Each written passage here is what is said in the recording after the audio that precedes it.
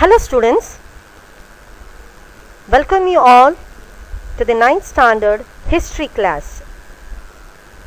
Today we shall begin your first chapter of history, that is Christianity and Islam.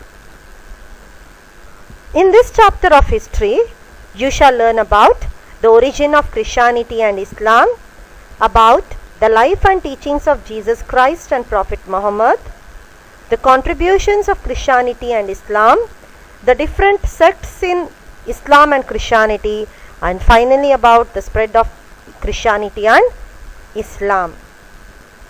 Since this is a very lengthy chapter, we have decided to do two videos. In this video we will be concentrating only about Christianity. In your next video we will be concentrating only about Islam. Before moving on to the chapter, let's discuss something about the major religions in the world. Religion occupies a very important place in everyone's life. Since ancient times, different religions have existed in this world. Some of the major religions of this world are shown here: Judaism, Islam, Christianity, Hinduism, Buddhism. They are all some of the major religions of this world. Since ancient times, one can observe the birth and development of various religions in world history. Buddhism, Hinduism, Jainism and Zoroastrian religions developed in various centuries BCE and spread across the world. BCE means before Common Era. To make the study of history easy and convenient, we bifurcate the events, that is BCE, Common Era, the birth of Jesus Christ, events that took place. After that we call it as CE, that is Common Era. So all the events that took place before the birth of Christ, we call it as BCE, before Common Era. Earlier in history, in your primary classes, you would learn it as AD, that is Anno Domini, or after the death of Christ, or else you would read it as BC, that is before Christ. But now they have changed it into BCE, that is before Common Era, in other words before the birth of Christ. Before Jesus Christ was born, many religions already existed in this world, the most important being Hinduism. Hinduism is the earliest religion of the world. About 3000 BC, that is about 3000 years before the birth of Christ itself, Hinduism existed in India and other parts of the world. After Hinduism, the next religion that came was Judaism. And then in about the 6th century BC, Buddhism and Jainism came. In your 8th standard classes, you have already learnt about Vedic religion, you have learnt about Buddhism and Jainism. In your 9th standard, you will be learning about two other major religions of the world, that is Islam and Christianity.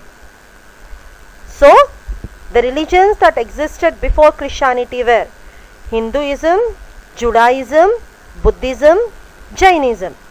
The religions, major religions of the world that came after the birth of Christ are Islam and Sikhism. Though Christianity and Islam were established after 1st century CE, they have become major world religions. Christianity and Islam are two of the major religions of the world along with Hinduism. They are known as Semitic religions. The people of the Middle East are known as Semitic races. Here in the image, all those countries that are marked in orange color, they are all called as Middle East countries. So, the people who belong to this Middle East places are known as Semitic races. Since Islam and Christianity took their birth in Middle East, they are also known as Semitic religions. So in exam if they ask you why Christianity and Islam are called as Semitic religions, you are supposed to write that they are called as Semitic religions because they took their birth in Middle East. The people of Middle East are known as Semitic races or Semitic tribes. These two religions basically originated in Central Asia and spread to different parts of the world. So these two religions, that is Islam and Christianity, they developed in Central Asia or in Middle East, and later on they spread to different parts of the world. We shall first begin with Christianity in this video. Christianity, as you all know, is one of the major religions in the world. It has the largest number of followers in the world. Whenever we say Christianity, the first thing that comes to our mind is two things. One is Jesus Christ, and second is the image of cross or that of the church. There are three important things with which we associate Christianity with. Christianity was established in the beginning of the 1st century in Nazareth province of Palestine. So Christianity took its birth in Nazareth. Nazareth is a province in Palestine in modern day Israel. At that time, Palestine was ruled by the Roman Empire. Jesus Christ was the founder of Christianity. The founder of Christianity was Jesus Christ. So Jesus Christ founded Christianity. It took its birth in Nazareth province of Palestine in modern day Israel. Before the arrival of Christianity, the Jews of Palestine had become slaves to superstitious practices. They were subjected to various hardships due to the misrule of Romans. In such a situation, Jesus Christ was born and founded Christianity. Students, we have seen that whenever there is unrest in the society, people always are in search for someone who can help them to come out of that unrest. In your 8th standard class, you have studied the rise of Jainism and Buddhism. The primary cause for the rise of Jainism and Buddhism was the religious unrest in India in the 6th century BC. The religious rituals and complexities that were advocated in the later Vedic period were not acceptable to the common people. The sacrificial ceremonies were also found to be too expensive. The superstitious beliefs and mantras confused the people. The common man could not understand all this. Therefore, the common people were looking for a very simple and short means to find salvation. And this need was fulfilled by the teachings of Lord Buddha and Lord Mahavira. Similarly, in India, from the 9th century AD to the 16th century AD, when there was again religious unrest in India, when religion had lost its meaning, common people were not able to understand the complexities of the religion. At that time, Bhakti movement started in India. Right from the 9th century, it began with Sri Adi Shankaracharya and it continued up to the 16th century. Many social religious reformers like Madhvacharya, Ramanujacharya, Sant Kabir, Mirabai, all these people, they brought about a huge religious reformation in India through this Bhakti movement. Similarly, at that time also, before Christianity started, the people in Palestine were subjected to hardships by the misrule of the Romans. The Romans ill-treated the Palestinians. They ill-treated the Jews of Palestine. At that time, people were looking for a savior, or people were looking for a person who would help them to come out of this problem. It was in such a situation that Jesus Christ was born and he founded Christianity. We shall now see about the life and teachings of Jesus Christ. Many details of Jesus Christ's early life are unknown. However, according to available sources from the Bible, it is said that Jesus Christ was born in a poor family of Joseph and Mary at a place called as Bethlehem near Jerusalem. So Jesus Christ was born to Mother Mary and Joseph. Joseph was a carpenter by profession. So Jesus Christ was born in a very poor family at a place called as Bethlehem. Jesus was born in a small cowshed. Since they did not have place at that time, in a small cowshed, Mother Mary gave birth to Jesus. So the place of birth of Jesus is Bethlehem. It is near Jerusalem in Israel. As a young boy, he did not get proper education. Despite this, he acquired a lot of religious knowledge by extraordinary power of intelligence and interpreted the holy book of Jews in a simple language. He did not have formal schooling.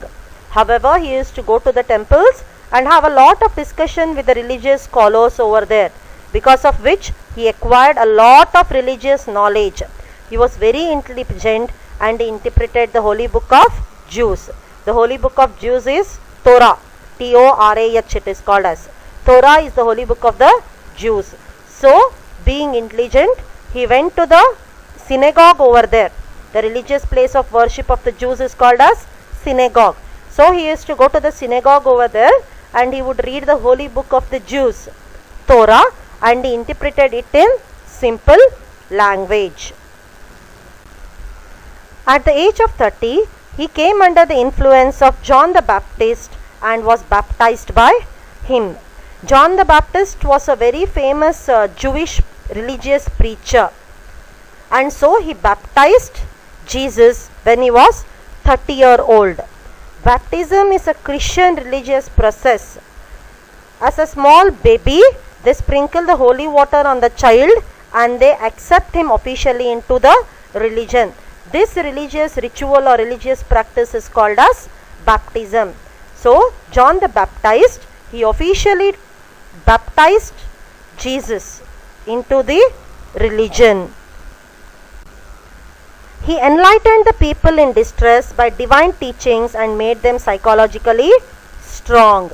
This made him very popular among the people and he was known as the Messiah or the Savior of the people. Jesus Christ went about preaching the message of God.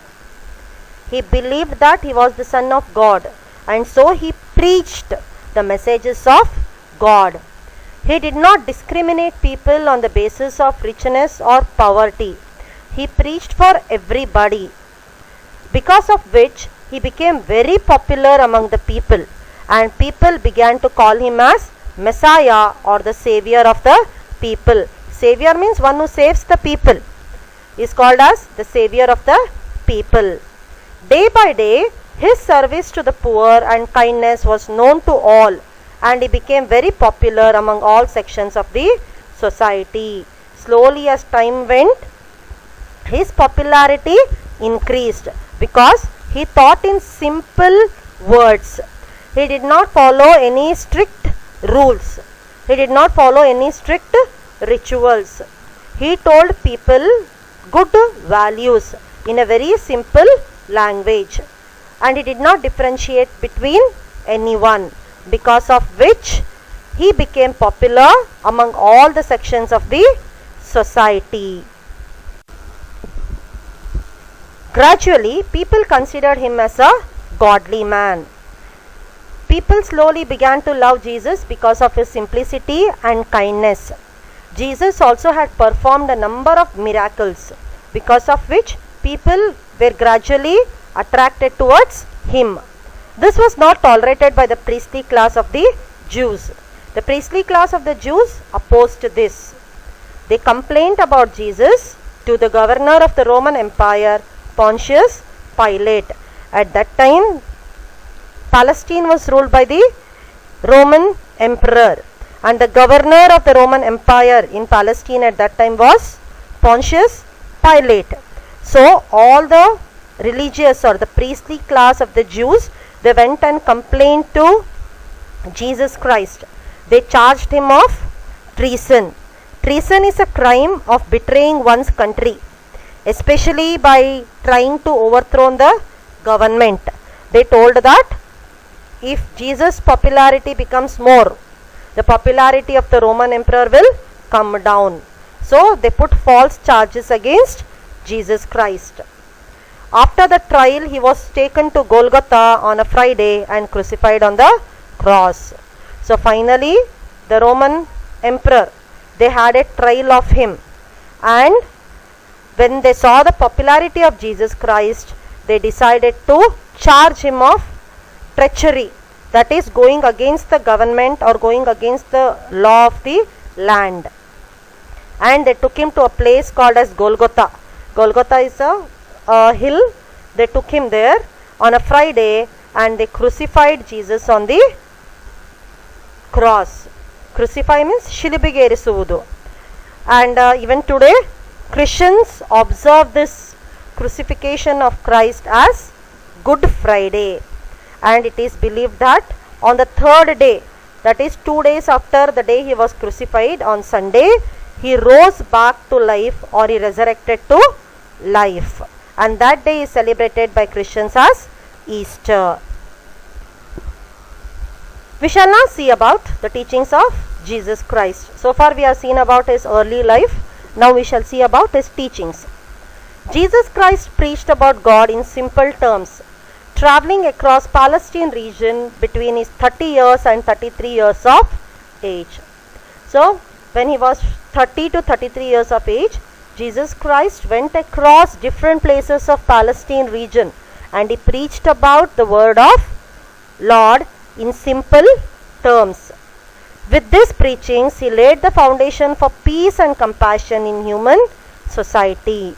And his preachings helped to lay the foundation for peace and compassion in human society. We shall now see what was his preaching. The first preaching of Jesus Christ is, God is one and he is most merciful. He is the creator of the entire creation. Jesus Christ's first preaching said that God is one and God is very merciful. Merciful means God is very kind-hearted, and God is the one who has created the entire creation.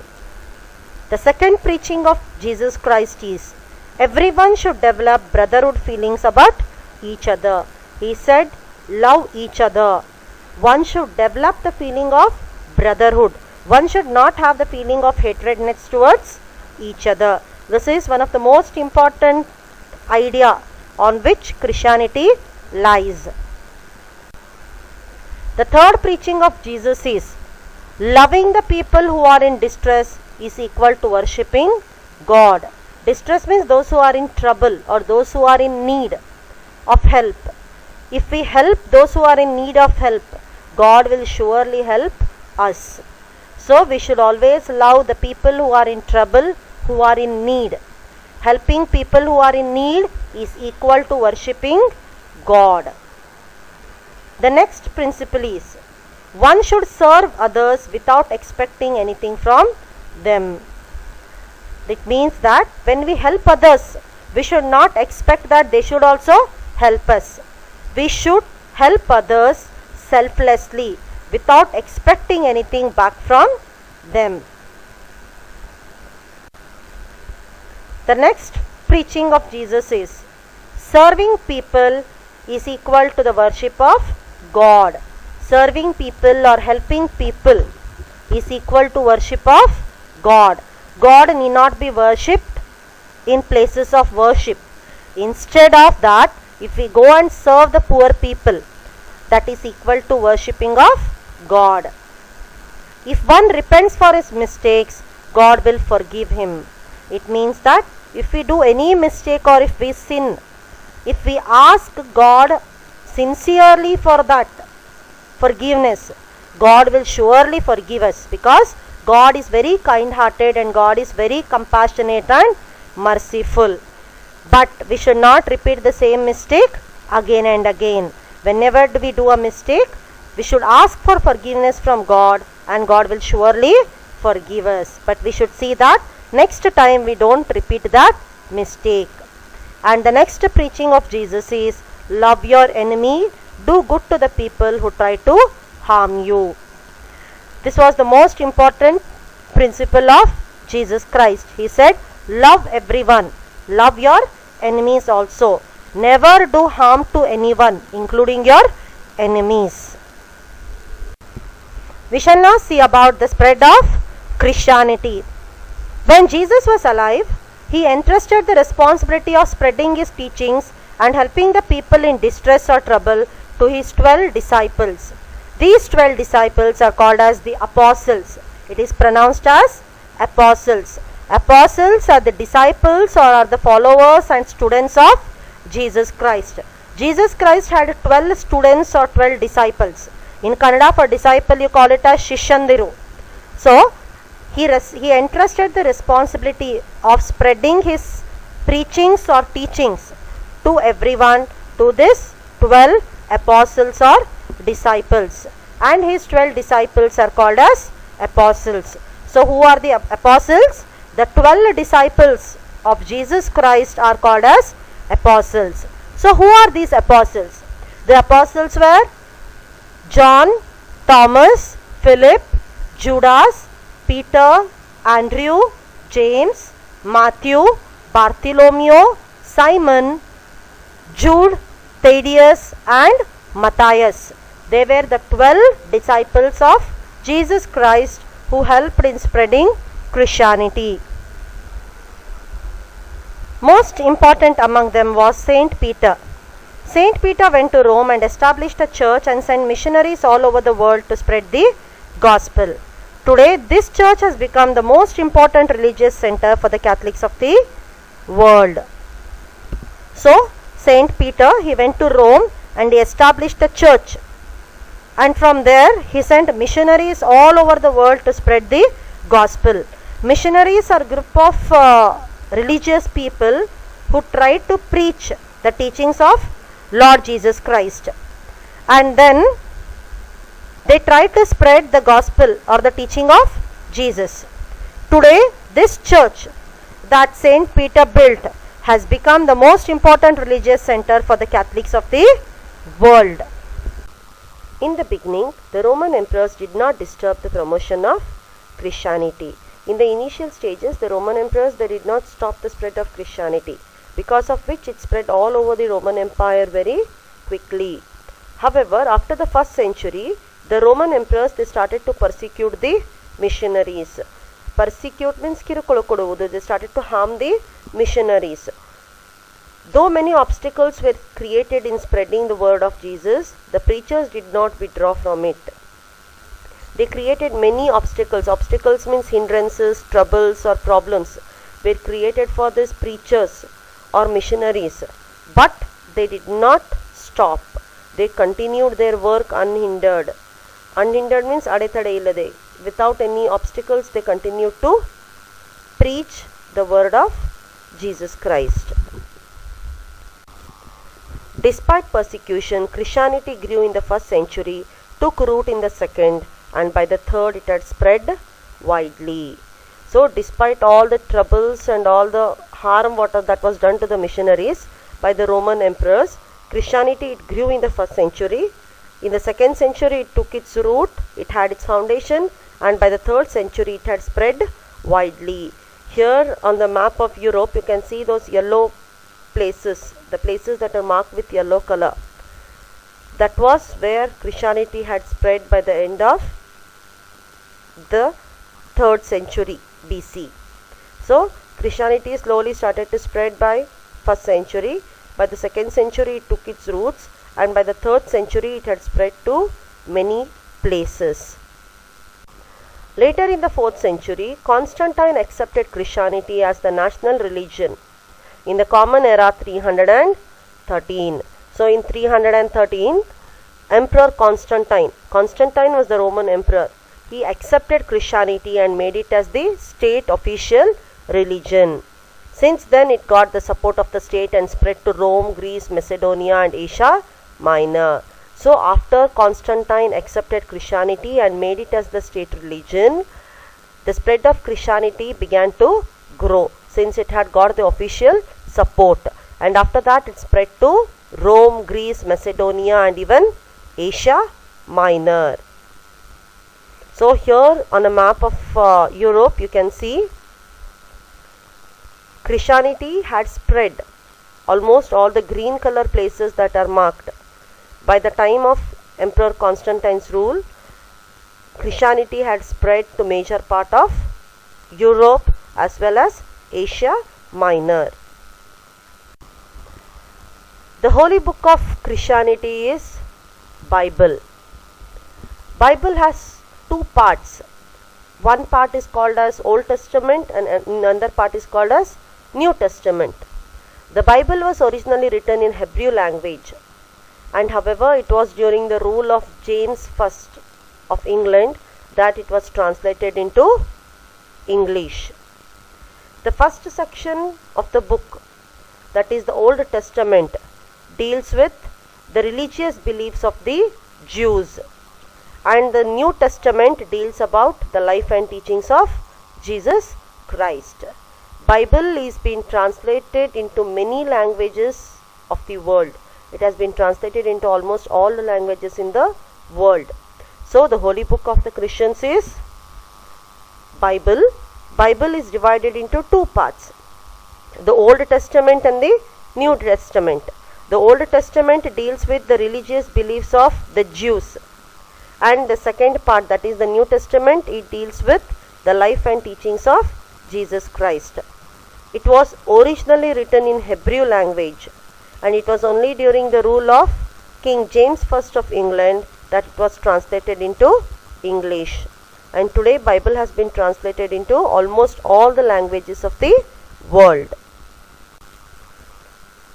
Just though you have seen that the Bible is the holy book of the Christians. Now we shall have an activity for you. I want you people to write this activity at the end of your chapter in your classwork. Name the holy books of the following religions. Hinduism, the Bhagavad Gita, the Vedas and the Upanishads are the holy books of the Hindus. Islam, the holy book of Islam is the Holy Quran. Christianity is Bible. The holy book of Jainism is Agamas. The holy book of Buddhism is the three Pitikas. The holy book of the Zoroastrians is Zend Avesta. Guru Granth Sahib is the holy book of the Sikhs, and the Torah is the holy book of Judaism religion. So these are the important religions of the world, and these are the holy books. Now we shall see about the contribution of Christianity. Christianity has taught the noble principles of peace and brotherhood to the world. The educational centers established by churches and missionaries have played a significant role in the growth of education.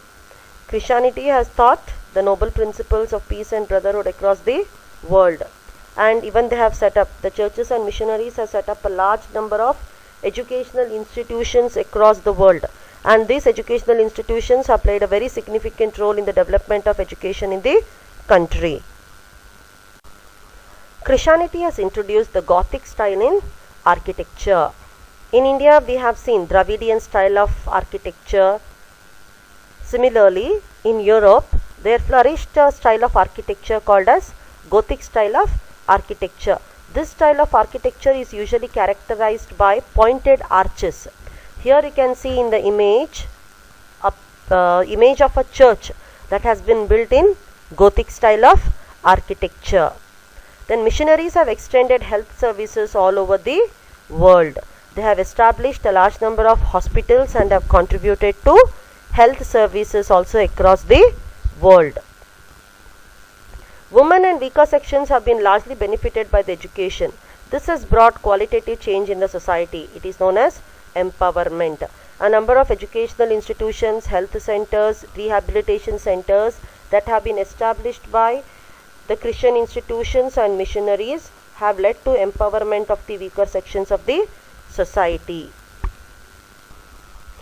We shall now see about the different sects in Christianity, means different divisions or groups. Every religion has got different divisions in them. For example, in Hinduism, we have different castes like Brahmins, Kshatriya, Vaishyas, Shudras. Similarly, in Jainism, we have Shvetambars and Digambars. Similarly, Christianity also has got two major divisions. One is Catholic and another is Protestant. We shall now see how did these divisions come into existence. Christianity, which was in the control of the Roman Catholics till the 16th century, branched off into various sects. Until the 16th century, the entire religion of Christianity was controlled by the Roman Catholic Church, with Pope as its religious head. However, Christianity slowly went beyond the reach of common people and principles of Jesus Christ. As time passed away, the church became very powerful. It began to have control over the people. The religious practices became very rigid, and it went beyond the teachings of Jesus Christ. The churches were mainly dominated by the priests and the landlords, and because of which the common people found it very difficult to adjust to this rituals and practices. The church became very corrupt. This was not accepted by the common people.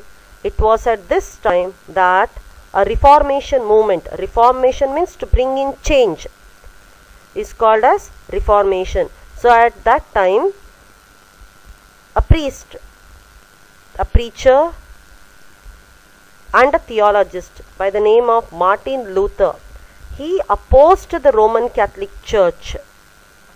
Since he opposed it or protested against it, the new group came to be called as the Protestants, and he started the Protestant Reformation movement. He opposed the practices, especially the corrupt practices that had come up in the Roman Catholic Church, and he aimed for simplicity in religion, and that new group of people came to be called as the Protestants. Thus, Christianity got divided into two groups, the Catholics and the Protestants. The Catholics are a group of Christians who follow Jesus Christ and they accept Pope as their religious head of the church. The Protestants also follow Jesus Christ, but they don't accept Pope as their religious head. Various nations of Europe established colonies in various parts of the world with the help of geographical discoveries. During the Middle Ages, many of the European emperors, they encouraged sailors to discover new places for trade and for business. It was because of this that many sailors like Vasco da Gama, Christopher Columbus, Ferdinand Magellan and many others were able to discover new sea routes to different places, and new areas also were discovered. The Europeans slowly established colonies in this newly discovered geographical areas. A colony is a country or an area under the full or partial political control of another country and is usually occupied by settlers of that country. For example, during the British rule, India was a colony of the British, or it was under Great Britain. So on this map of the world, you can see almost all the countries that have been colored with green color were under the European control, either fully or partially. They slowly emerged as strong political forces. Means the European countries, they slowly emerged as very strong political forces in all the colonies that they had established in various parts of the world. In order to ensure their continuation of authority, they also supported Christianity, and slowly they even continue to support Christianity also. These developments resulted in the growth of Christianity in India and various other countries of the world swiftly. All these European powers like the Portuguese, the French, they all came and established colonies in different parts of the world, and there they helped in the spread and growth of Christianity, and because of this Christianity spread in almost all the countries of the world. In this chapter, so far you have learnt about the origin of Christianity, the life and teachings of Jesus Christ, the contributions of Christianity, different sects in Christianity, and the spread of Christianity. I hope you have understood the chapter. If there are any doubts, we'll get it clarified when the school reopens and your classes commence. In your next class, we shall discuss about the remaining part of the chapter that deals with Islam. Thank you.